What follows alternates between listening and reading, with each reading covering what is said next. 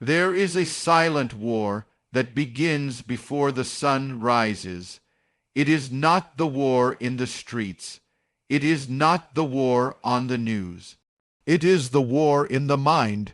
You wake up, and before your feet touch the ground, worry is already speaking. What if it goes wrong? Worry is a battle of trust. It does not begin in your circumstances. It begins in your heart. You can be standing in a quiet room with no visible problem, and yet inside you there is a storm. That storm is not about bills or reports or medical results, not at first. It is about trust. It is about who you believe is truly in control when you are not. Worry whispers, you are alone in this. Faith declares, God is with you. Worry says, it all depends on you. Faith answers, it rests in his hands. Every anxious thought is standing at a crossroads. On one side is fear. On the other side is trust. And the mind moves quickly, so quickly you don't even notice the choice being made. But your heart feels it. Your body feels it. Your sleep feels it. When trust weakens, worry rushes in to take its place. And here is the painful truth. Worry feels responsible. It feels like you are doing something, like you are preparing, like you are protecting yourself. But in reality, worry is a heavy crown you were never meant to wear. It is trying to sit on the throne of your heart and rule with predictions, assumptions, and worst-case scenarios. You were not created to carry tomorrow. You were not designed to calculate every outcome. You were not formed to sustain the weight of what if. When you worry, you are trying to see what only God can see. You are trying to manage what only God can manage. And that tension, that internal stretching, is exhausting. It drains your joy. It steals your focus. It makes even blessings feel fragile. But trust is different. Trust is not denial. Trust is not pretending everything is fine. Trust is looking at a real problem with real consequences and still saying, God, I believe you are greater than this. Trust does not mean you understand. It means you surrender understanding, and surrender is terrifying for the human heart because we want guarantees. We want visible assurance. We want timelines and explanations. But trust asks for something deeper. It asks for relationship. Think about a child walking beside a loving parent. The child does not know the route. The child does not understand the map. The child does not calculate the dangers ahead. The child simply holds the hand. Worry drops the hand. Trust holds tighter. When you find yourself spiraling in anxious thoughts, pause and ask gently, not with shame but with honesty, where has my trust shifted, and not why am I so weak? Not what is wrong with me, but have I started believing that this depends only on me? Because the moment you realize worry is a trust issue, everything changes. You stop fighting thoughts with more thoughts. You begin bringing your heart back into alignment. You say, God, I see what I'm doing. I'm trying to carry what belongs to you. I'm trying to solve what you are already working on. Forgive me, I give it back. And in that giving back, something sacred happens. The weight lifts, not because the situation vanished, but because the burden shifted shoulders. Worry is a battle of trust, and every time you choose to trust, even trembling, even with tears in your eyes, you win a victory no one else may see, but heaven surely does. There is something inside us that craves control. We want to know how it will turn out. We want to fix it before it breaks. We want to prevent the disappointment, the rejection, the loss. Control feels safe. It feels powerful. It feels like if we just think hard enough, plan carefully enough, or worry intensely enough, we can shape the outcome. But control is often an illusion. You can replay the conversation 1,000 times in your mind, but you cannot control how someone else will respond. You can prepare perfectly for tomorrow, but you cannot command what tomorrow brings. You can watch every symptom, every number, every sign, but you cannot force healing into existence. And yet we try because not being in control feels terrifying. It makes us feel vulnerable, small, exposed, so we grip tighter, we overthink, we analyze, we imagine every possible disaster so that if it happens, we won't be surprised. We call it being prepared, but deep down, it is fear dressed as responsibility. The truth is, control promises peace but delivers pressure. The more you try to control, the more anxious you become, because you begin to realize that no matter how much effort you put in, there are forces beyond you. Other people's choices, unexpected events, sudden changes. Life refuses to fit inside your plans, and that realization can either break you or free you. There is a deep exhaustion that comes from trying to play God in your own life, not because you mean to replace Him, but because you feel like you have to hold everything together. You feel like if you let go for even a moment, it will all fall apart. But what if it was never being held together by you in the first place? What if the world keeps spinning, your heart keeps beating, and doors open and close, not because you managed every detail, but because there is a greater hand at work? The illusion of control feeds anxiety because it convinces you that everything rests on your shoulders. And your shoulders were not built for that weight. That is why you feel tightness in your chest.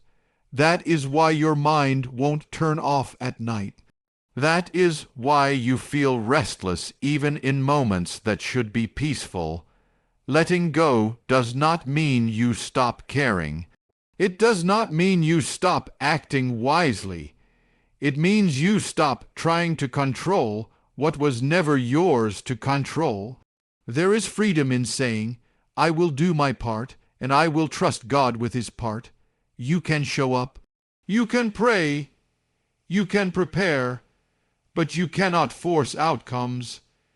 And when you finally accept that, something inside you softens. The grip loosens, the heart steadies. You realize that control was never your security, it was your strain. True peace does not come from mastering every variable. It comes from surrendering to the one who already sees the end from the beginning, the one who is not surprised by what surprises you, the one who is not scrambling to fix what feels out of control. When you release the illusion of control, you are not falling into chaos. You are falling into trust. And in that fall, you discover something beautiful. You were never meant to carry the universe. You were meant to walk with the one who holds it. When you enter a trial, the first question that rises in your heart is often, why? Why is this happening to me? What did I do wrong? Is this punishment? Is this the end of something good? Pain has a way of making you feel targeted, as if heaven singled you out, as if the storm has your name written on it. And in the quiet moments, when no one sees the tears you wipe away, you begin to wonder if the trial is a sign that you have failed or worse, that God has stepped back. But trials are not punishments. They are passages. A passage is not a place you stay. It is something you walk through. The storm may surround you, but it is not your permanent address. We often think blessing means ease. We think favor means comfort. So when difficulty comes, we assume something is wrong. But some of the deepest growth in your life has come from the hardest seasons you never would have chosen. Think about who you were before the last trial you survived. You were softer in some areas, maybe less patient, may be more dependent on circumstances going your way. And then the fire came, the uncertainty, the waiting, the disappointment, and it felt unbearable at first. It felt unfair, but you are still here, and something inside you is stronger than it used to be. Trials reveal what comfort conceals. They show you what you actually believe. They expose the cracks in your foundation, not to shame you, but to strengthen you. When everything is stable, faith is easy to speak. But when the ground shakes beneath you, faith becomes real. The fire does not exist to destroy gold. It exists to refine it. In the same way, your trial is not designed to erase you. It is shaping you in ways you cannot yet see. The waiting is stretching your patience. The silence is deepening your trust. The pressure is building endurance, and yes, it hurts. Growth is rarely gentle. There are nights when you lie awake wondering if you can handle one more day. There are mornings when you feel like you are walking through fog, unsure of where this road leads. In those moments, it does not feel like a passage. It feels like a prison. But passages feel long when you are inside them. You may not see the purpose now. You may not understand why this specific path was chosen for you. But what if this trial is positioning you for something greater than your comfort? What if it is teaching you to rely not on what you see, but on who walks with you? Punishment pushes you away. Purpose draws you deeper. If this were punishment, you would feel abandoned. But even in the middle of your trial, there is a quiet presence holding you together. You have not collapsed. You have not been destroyed. You are wounded perhaps, tired perhaps, but not forsaken.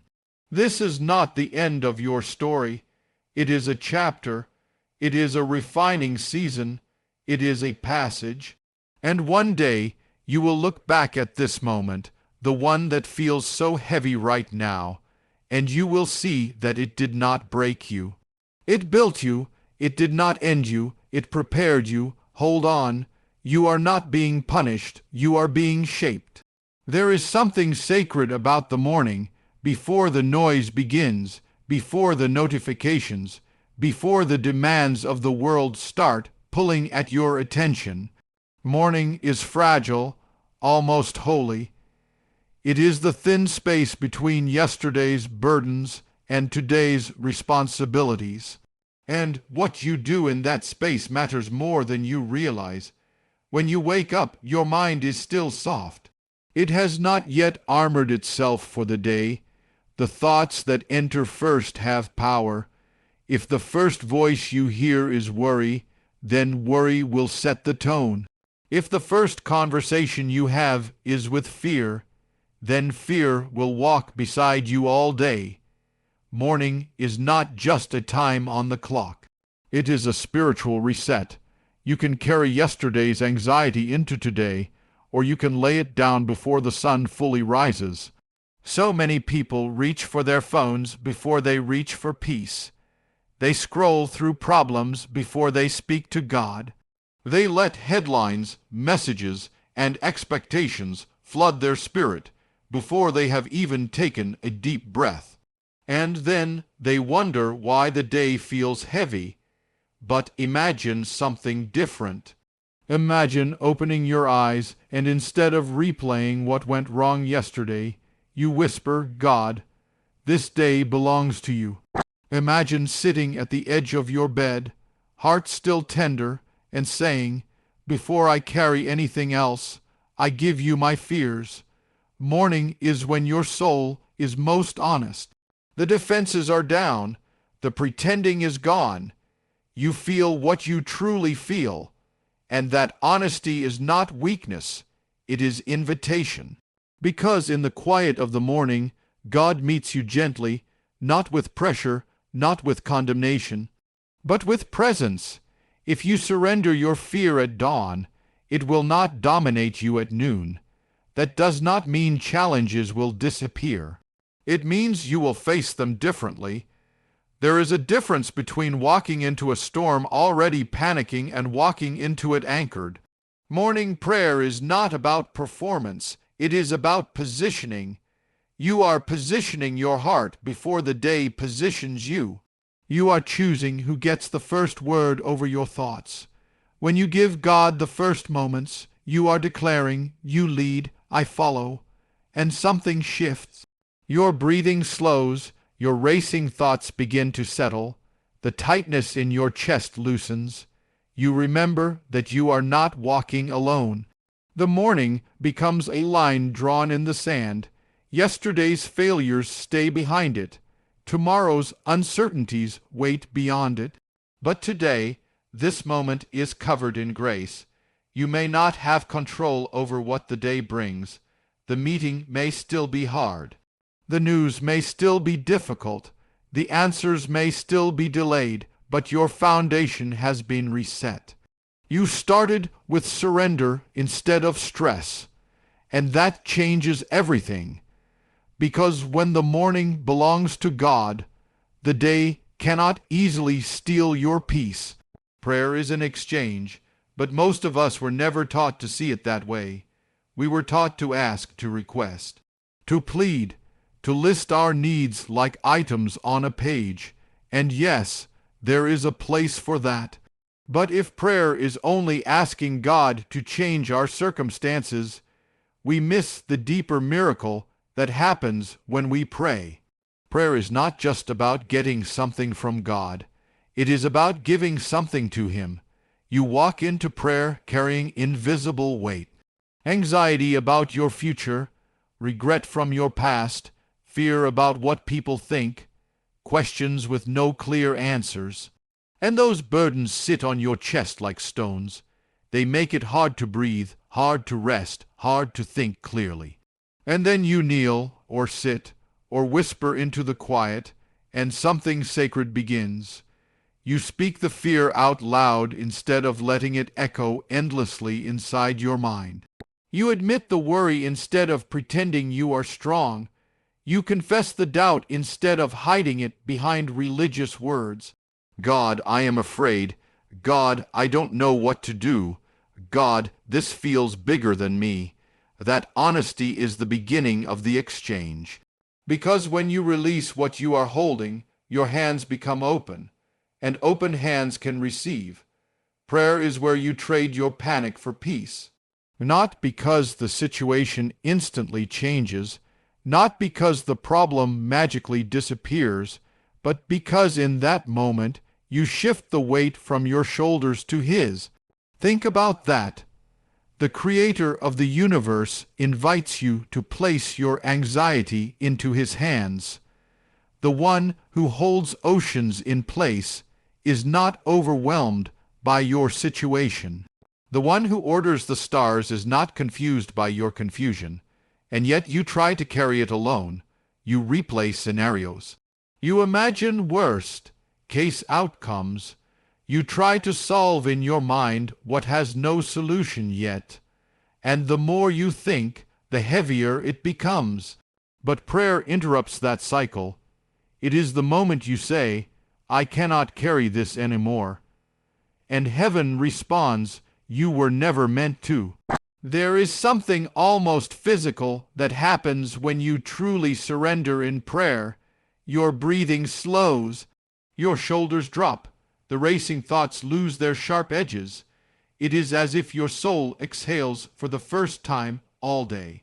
That is the exchange. You give God your anxiety raw, messy, unfiltered, and He gives you something you cannot manufacture, peace. Not fragile peace that depends on good news, not temporary peace that fades when challenges appear, but a steady, quiet assurance that you are not alone and not forgotten. Sometimes the answer does not come immediately. Sometimes the door does not open right away, but the peace arrives first, and that peace guards your heart like a shield. It stands watch over your thoughts. It reminds you that even if you do not see the outcome yet, God is already present there. Prayer is not weakness. It is release. It is the sacred exchange where your fear meets his faithfulness, and faithfulness wins. We spend so much of our lives chasing peace as if it were a mood we could manufacture. We rearrange our schedules. We try to fix every conflict. We wait for the perfect set of circumstances, the right amount of money, the clean medical report, the stable relationship, the quiet house, and we tell ourselves, when this settles down, then I'll have peace. But peace built on circumstances is fragile. It shatters the moment something shifts. If peace is only a feeling, then it will rise and fall with the news you receive. One phone call can steal it. One unexpected bill can shake it. One harsh word can undo it. That kind of peace is exhausting because you are constantly trying to protect it. But real peace is not first a feeling, it is a presence. Before peace touches your emotions, it anchors your soul. It is not the absence of trouble, it is the nearness of God in the middle of it. There is a difference. You can be in a storm and still be at rest. You can have unanswered questions and still have calm in your chest. You can walk through uncertainty and still feel steady, not because everything makes sense, but because you know who is walking with you. When peace is a feeling, you search for it. When peace is a person, you seek him, and when you find him, peace follows. Think about the moments in your life when you felt unexplainable calm. The situation had not changed yet. The problem was still there, but something inside you settled. Your breathing slowed. Your thoughts stopped racing. There was a quiet assurance that whispered, "It's going to be okay." That was not denial. That was not ignorance. That was presence. You did not manufacture that. You did not earn that. It came when you drew near to God, and he drew near to you. The world will tell you to eliminate stress to find peace, but you cannot eliminate every stress. Life will always bring another wave, another challenge, another unknown. If your peace depends on a trouble-free life, you will never rest. But if your peace depends on God's nearness, then even when life trembles, you remain anchored. Peace as a feeling can disappear overnight. Peace as a presence remains through the night. It sits beside you in hospital rooms. It walks with you into difficult conversations. It stands with you when doors close. It holds you steady when tears fall quietly in the dark. You may not always feel happy. You may not always feel strong. But you can still be at peace. Because peace is not pretending everything is fine. It is knowing that even when everything is not fine, God is still faithful. And when you stop chasing the emotion and start seeking his presence, something profound happens.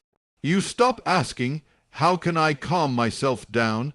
and begin asking, "How can I draw closer to him, draw near?" Sit with him in the silence, whisper your fears, open your heart, and as his presence fills the room, peace will not need to be forced. It will settle over you like a gentle covering, not because the storm ended, but because you discovered the one who stands above it.